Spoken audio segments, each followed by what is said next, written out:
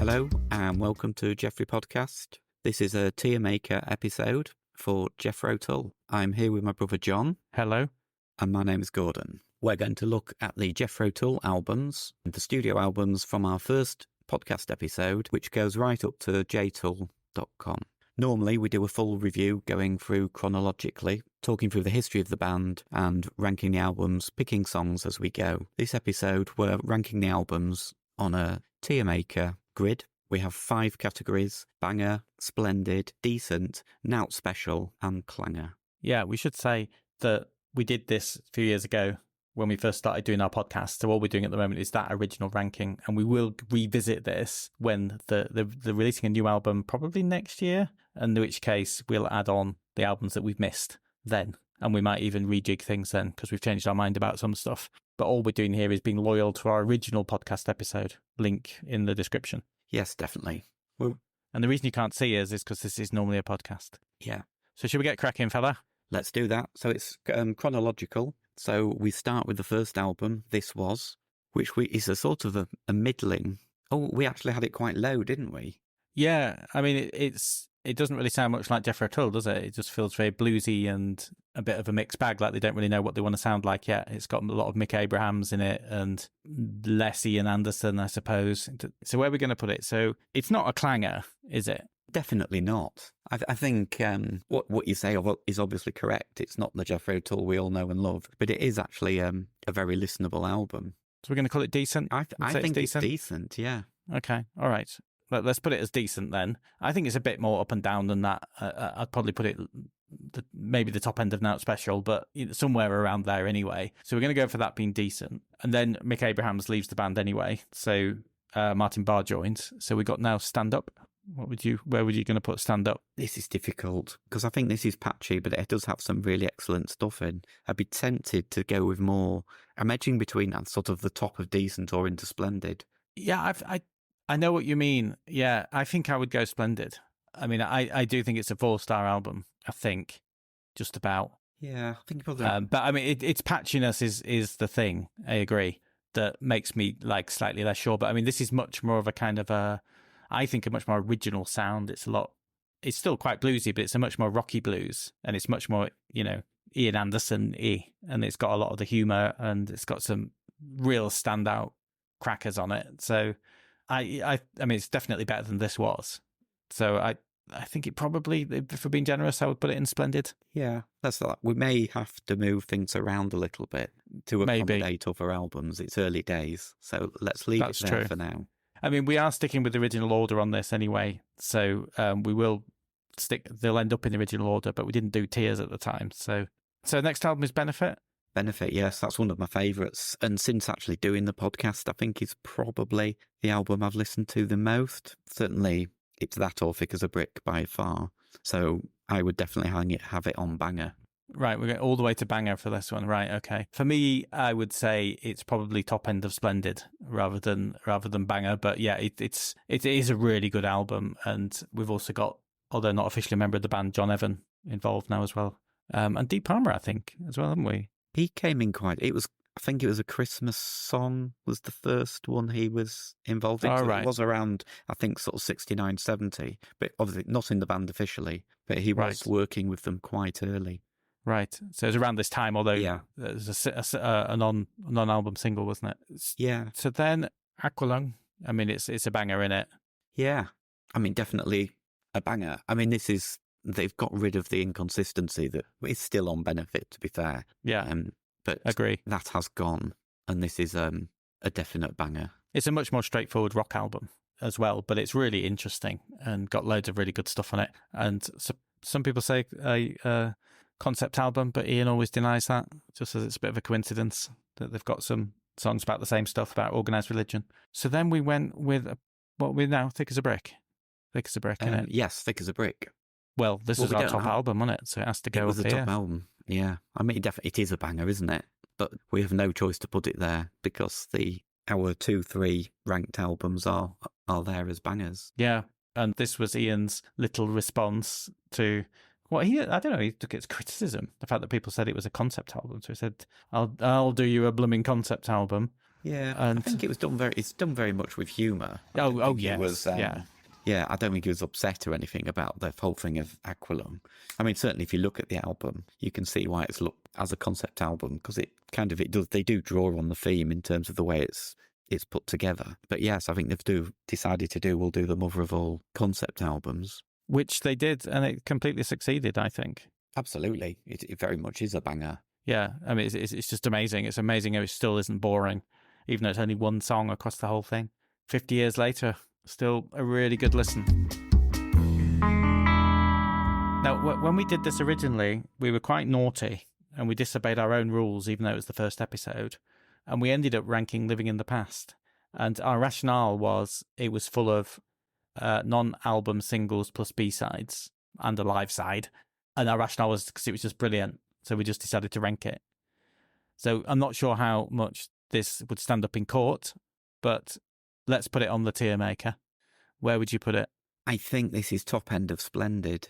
I say with not a lot of confidence. I think I'd probably agree with you. I mean, I might put it as banger, but actually I only ever listened to the second record in it. The first record, which is the singles, I never listen to.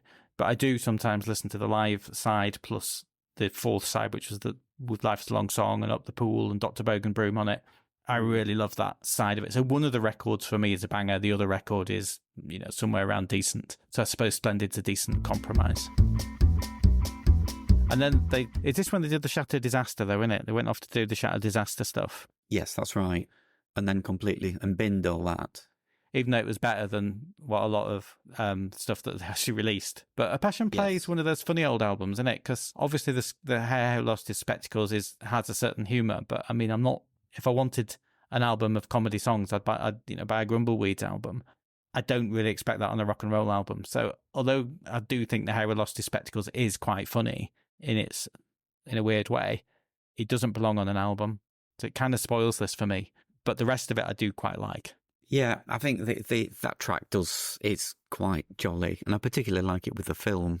I do like the idea of them having this mid-performance film. It works in that way. But yes, it does kind of spoil the record, and I do have a Spotify playlist now with it just edited out. So if I do listen to it, I listen to it without, and I enjoy the album a lot more for that now. Yeah, and I think as the film and as a performance piece, that might have been fine, but then it just didn't. The way it was put on the album didn't quite work. So I don't know. Maybe it could have been a B-side or something. I don't know. But yeah, it's just a bit silly, I think. So all right, then. So with some of the leftover bits and bobs from Shatter Disaster that didn't make it on to Passion Play, and some other stuff, they produced War Child. We haven't ranked Passion Play. Oh, well, we have, because it goes between Living in the Past and Stand Up, so it doesn't have a choice. It has to be Splendid. Well, there is that, yeah, but we haven't said it. All right, okay. Yeah, but people can see. Okay, fair enough. War Child, anyway, which I just don't think is that good. I think this is their first real Duff album. I would agree. I would have this down in, I think, Nout Special. Yeah, I don't think it's quite a clanger, is it? 2 or 3. It's definitely not a clanger. There's 2 or 3 decent tracks on it. Yeah. But it's not something I would ever bother putting on. Yeah, it just feels a bit of a in-between album mix. Not really quite sure where they're going with it.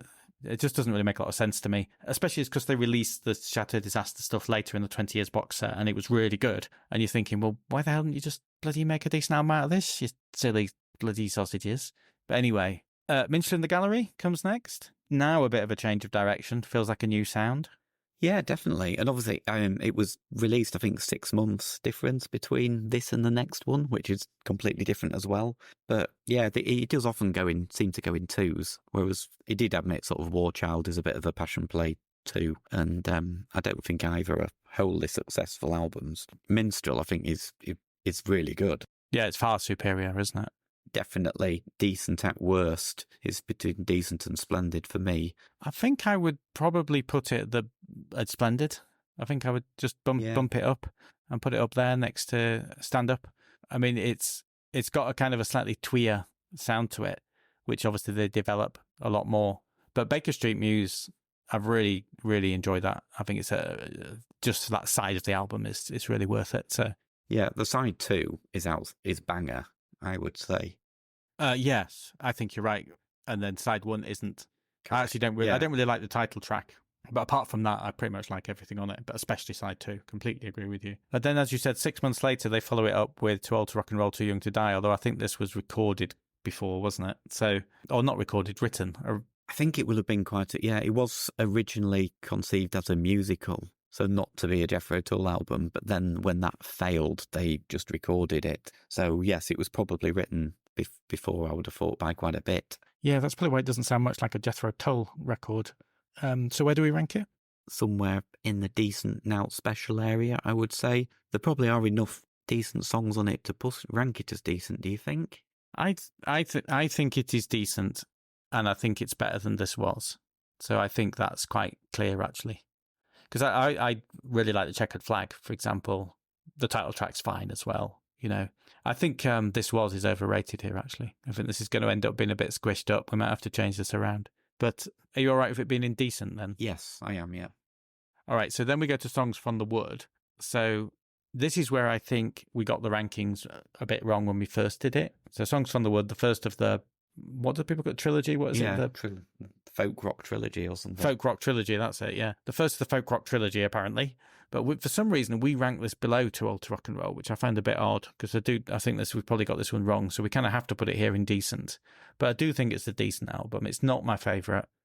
I wouldn't really listen to it that much, but I think it is decent. Yeah, I agree. I haven't listened to it since we did the actual podcast, which was that's 2020, wasn't it? So it's 4 years ago. We'll listen to it again, obviously, when we redo this. So yeah, there are some nice songs on it, but I think we got a little bit tired of the whole pervy and all the sprites. I think lyrically, I think we're tired of it. Well, In Pervy Never Hunting Girls is a bit embarrassing. And even though at the time he would have been in his 20s, but I've only ever seen it sung by a middle-aged man, which makes me slightly uncomfortable. But yeah, all the sprites and the tweeners and the penny whistles, I just all found a little bit kind of tiresome. But there are some really good songs on here as well, and it obviously has stood the test of time to an extent. But I'm not entirely sure we've got this ranking right now. But anyway, we'll revisit it when we revisit it. Yeah, we'll get it nailed down and sorted then. Yes. So then we go to the next album in the trilogy, which is Heavy Horses. Yes. So, this is a splendid or decent area, I would say. I think it's probably the top of decent. Okay. I do think that there are some very splendid tracks on it, but it could definitely be splendid. I mean, it's certainly up there. It's that kind of area. But I think I would actually rank this slightly higher. Now, again, when we redo it, I think that'll come out slightly better. I'm slightly uncomfortable with the ranking at the moment. We've obviously got bits of this wrong, but never mind. Well, I mean, any ranking is a snapshot in time, so this is how we felt 4 years ago, and we're also compromising with each other because like for Stormwatch, we've got next. Obviously, was my least favourite of the trilogy, but we've got it above Songs from the Wood. Yeah, we got it here between Songs from the Wood and Too Old. Yeah, which at the time I'd just seen Jethro Tull live, and they played a few. I think they only played one song from it actually, but it made me re-listen to the album, and I really quite enjoyed it a lot more than they ever had. So I think at the time, a snapshot in time, as you rightly say, 4 years ago, we spent quite a lot of time rediscovering Jethro Tull from our youth, and I don't know, that at the moment was chiming with me, so it got a bit higher than it should. I think it does make the tier thing quite easy because it has to go. Yeah, decent in between Songs from the Wood and Too Old. Yeah, that's right. And then we come to A. So this is the great reshuffle. Pretty much everybody's kicked out the band. Yeah. Well, John Glascock. By this time, John Glascock's on the bass, and unfortunately, he very sadly dies. Barry Barlow decides to leave. Is that right? He says he left the band. They were at the time. The plan was to leave the band. He was going to start a new band with John Glascock and somebody else, not Jethro Tull related. And basically, at literally exactly the same time as that he left the band, John Glascock died. They pretty much left on the same day, but they were going to go create their own band. Well, at the same time, Dee Palmer and John Evan are kind of just left out of the next album without really. I mean, probably John Evan. It seemed to really John Evan. It hurt him a lot, and it was quite a long time before he ever really engaged again. Sadly, he can no longer play because he's damaged his hands. But I think there's a major, major loss, and for me, it's not really the same after this point. We get Dave Pegg on bass, who's great, but I think you kind of just needed John Evan as well as Ian and Martin just to keep something core that's actually a band. Yeah, But because Martin did offer to leave at this point because he'd sacked the entire band and was obviously talked into staying, which is a good thing for everyone. But yeah. I mean, because it did really become the Ian Anderson band, didn't it? Oh, completely. I mean, it can, I suppose you could argue it had been coming the Ian Anderson band for quite a long time, but this is the point at which it just became absolutely Ian Anderson, whoever was standing behind him. Although I said Dave Peck had a lot of character, Martin Barr had the chops from having been on since Stand Up, so it wasn't entirely that way, but it just would have felt a lot more like a band if John Evan had been there. He was such a big character as well. But the story is, of course, Ian was trying to do a solo album, which I still don't entirely believe this story. And they just, A for Anderson, and then they just went, let's do it as Jethro Tull and sack everyone. I don't know, it just doesn't ring entirely true. Although saying that, pretty much the same thing happens again when however many years later. Yes, he does suggest he hasn't learned from some of his mistakes. No, from the way he treats people, but in this way. Although, as you said, I mean, most people do have very happy memories of their time in the band. It's not that it was that bad or anything. But I think this was just one of those moments, a bit like when they sacked Glenn Cornick, it was clearly not done very well. And this is another moment that wasn't done well. And they produced this slightly non-Jethro Tull sounding album, quite a bit electronic-y, a bit kind of odd. But it does have high moments. It does. I think it's very much in the Nout special, but there are some tracks worth listening to, definitely. Yeah, I mean, Black Sunday is the obvious standout, but yeah, it's definitely in Nout special, and it's above War Child for us. I've realised I actually put This Was in the wrong place. We're going to have to download this. We're going to have to downgrade This Was because we had it down below War Child. So it has to go down into the Nout special category. Sorry, fella. You can change it when we review this, but I'm afraid that has to go down there. You can challenge it then. But so all of that stuff, really weird lineup. They come back with Broadsword and the Beast. 1982 we're up to now. Yeah. Which we quite liked, didn't we? Yeah, it's definite improvement. And especially with the remixes, remasters, or whatever you call them. Stephen Wilson stuff. Yeah. So because it did sound horribly dated with the production. Yeah, the sort of 80s stuff, yeah. Yeah, certainly, I don't think by any stretch their best album, but it's definitely a step up, it's improvement, and it is a decent album. Yeah, I think it's very listenable, it's decent. I don't think it belongs in Splendid, but I think it goes in decent, and we ranked it at the time above Heavy Horses, which again, I'm not sure I would do now, but at the time we did, probably because we'd really enjoyed the Stephen Wilson remix. I just think they should just get Stephen Wilson to mix things in the first place, then we wouldn't need to keep remixing everything, would we? I think he hasn't he? Didn't Stephen Wilson mix the last one? Did he? Oh, well, that's good. The Rock Float one. Well, we will get onto that when we get onto it, which won't be this time. But then they had Peter John Vitesse now, didn't they, on Broadsword and the Beast? So Peter John Vitesse, and we have Under Wraps, which is largely co-written with Peter John Vitesse. Yes. And very electronic-y sounding. It is. I think this is the first clanger. Yeah, I think it is. Yeah, it does have a couple of okay tracks on it. I quite like Heat, for example. Yeah, hats off to them all. They've tried to do something a little bit different, and he's trying to move with the times a bit, but I don't feel it works. They are talking about in doing all, the remasters and everything, that everything's getting this treatment at the moment. They have got up to Broadsword and the Beast, so Under Wraps will be next, and there is talk of possibly recording a proper drum track for it and seeing if that would work and would improve it. They haven't said that's what they're doing. Living in the Past is the next box set that's coming out. Oh, okay, that'll be interesting. Yeah, so that's all be remastered. I think they've just done Bursting Out has come out. So whether they're going to go any later, I don't know, but that would be the next one if they were to do that.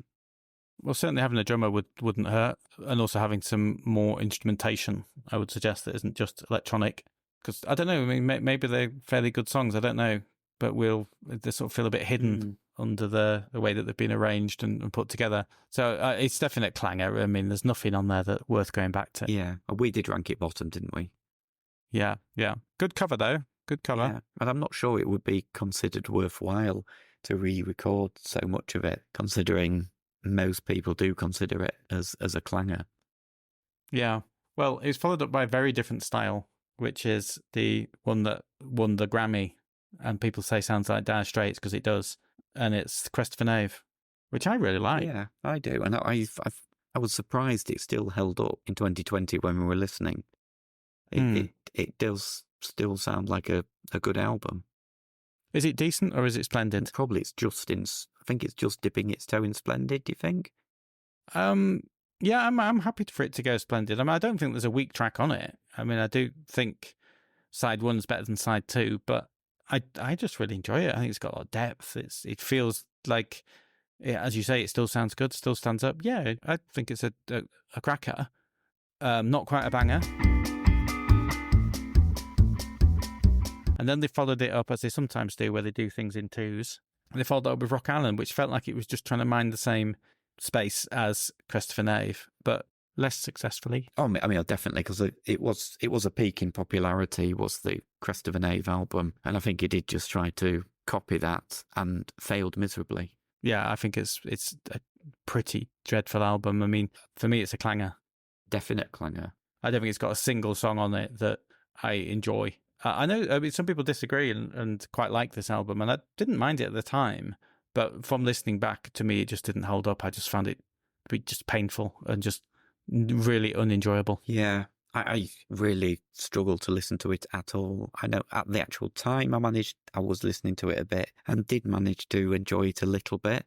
Not one of their best ones. I mean, I'm in some Jethro Tull Facebook groups and stuff, and some people think it's the best album, and they're obviously wrong. There are some funny folk around, and, you know, this is why you shouldn't mix with people. Yeah, well said. Well, then they followed that up and they tried to sort of go a bit back to their roots and go a bit bluesier with Catfish Rising, which at the time I remember really liking this album, but really felt like it hadn't stood up when we listened again back in 2020, and was really quite disappointed with it. So we ranked it pretty low. We ranked it down there. Yeah. There this was. Yeah, I think I've always been a little bit underwhelmed by it. I think there are nice bits on it, but... There's also Doctor to My Disease. Yes, some absolute dreadful pieces on it as well. I think it does scrape in. It's not a clanger. It's into Nout Special territory. Yeah, it's the bottom of Nout Special here because it goes below This Was, so that's kind of where it has to sit. It's not a clanger, no. But that is about right. I still agree with that ranking, I think. Well, maybe we listen again. Who knows? Might change my mind. Because as I said, I did like it at the time. We did go and see them a couple of times around this period as well. So yeah. Then we jumped to 1986. Dave Pegg's left. Or was he? No, he's on this one, isn't he? He's sort of half on it. 1996. Yeah. What did 86. I say? Oh, did I? 96. Dave Pegg's sort of half on it. Is this the one where his son plays on it when he's washing his hair? I think that might be, yes. But it's a bit more world music-y, isn't it? This one. A little bit, yeah. Yeah, a little bit. But I actually think this is a really decent album. It's a real sort of late bloomer. Yeah, I mean, we both really liked it in 2020. I'm trying to remember what I thought in 1996. I don't remember being remotely impressed, and I don't remember listening to the album that much. Well, I think that was the thing though, wasn't it? Because 1996, the 90s, we were just in a different space. We weren't listening to Jethro Tull. We were just listening to totally different things, doing different things. We did actually go and see them on this tour, actually, in Sheffield, but we weren't really listening to it. It was just because they were there. We were, listening to whatever else was going on then, Blur, Oasis, Radiohead, whatever. So I don't remember thinking much of it. So I was really pleasantly surprised. So we ranked it above Crest for Knave, so it has to go in there in Splendid. But I think that's fine. I'm happy with that. I'd even rank it slightly higher, I think. But we'll see when we revisit. Yeah, I haven't listened to it that much since I'd listened to it a bit in 2020 after we'd done the podcast, but I haven't listened to it for probably 2 or 3 years. So I would be interested to see if I'm still so positive about it. But yeah, I think at the time, because I was quite underwhelmed with Catfish Rising, I don't think I listened to it much. And like you say, there was the 90s. 96, I was 23. There was all that 90s business going on. It was more exciting than listening to a Jethro Tull album. Yeah, we were in a different phase of our lives, and we'd been put off by the Rock Island and Catfish Rising being quite mediocre albums. So I think I still had a lot of affection for Jethro Tull at this point, but I wasn't listening to them. Yeah, definitely. I mean, that's why we went to see them. But yeah. I think I was just listening to them much less. Yeah, no, absolutely. So then the last one that we ranked back in 2020, because we couldn't face doing the Christmas album, was jtull.com. So, we ranked this pretty low, thinking it was, again, another attempt to repeat the success of Roots to Branches, but very unsuccessfully. But the big question on everybody's lips here, fella, is it Nout Special or is it a clanger? I'm voting clanger. Mainly for that mango business, isn't it? That certainly doesn't help. I think it has to be the worst track they've probably ever done by a country mile. Yes, dreadful. But I think it's it's one album. I think including the manga, I think it's one album. I could not tell you a tune on the entire album. I think it's that bland and uninteresting. I think you're right. And in fact, I could on Rock Island and Under Wraps and Catfish Rising, all the albums around it, I could probably hum a tune. I really like Rocks on the Road, for example, from Catfish Rising. I can remember the song Kissing Willie and Rock Island from Rock Island. Just wish it couldn't. Yeah, wish it could get out of my... Yeah, Rock Island is actually okay, as is Strange Avenues. Yeah, but the rest... Yeah. But I could sing a few other tunes or hum. Can't really sing anything, to be honest. No, I was going to say. But I do know the tunes. I could hum them along for you. jtool.com, absolutely nothing. No, and if you tried to do it to that mango business, I think we'd... I don't know the tune, though. I can remember it. No, I don't. I'm dreadful, but I can't remember it. The vocal was kind of spoken, I think. But anyway, we don't need to go into that. That was our original ranking in 2020 and now put into a tier. So we are going to revisit this because we don't entirely agree with it. And we got to add on 2 new albums plus the new album which comes out next year, probably. So maybe that'll be 3 by the time we bother doing this again. Yeah, and we'll do the Christmas album as well. I was going to say, we'll do the Christmas album. We probably shouldn't have done Living in the Past, so we might take that off. Anyway, there you go. That's a tier. It is. And the stuff's in the description. Yeah, get yourself to JeffreyMusic.rocks. Yeah, all the stuff on, Instagram, and we're still persevering with X for the moment, but I don't know how long that'll last. I'm fast losing interest in managing a Twitter feed. I mean, you could say the same about Instagram, though, in that, okay, you can say we haven't deleted the account, which is about... We do put photos on. We go to a concert, although, well, you don't always. No, I always forget. Yeah, do one for the one you went to the other day. Or did you go and see PJ Harvey?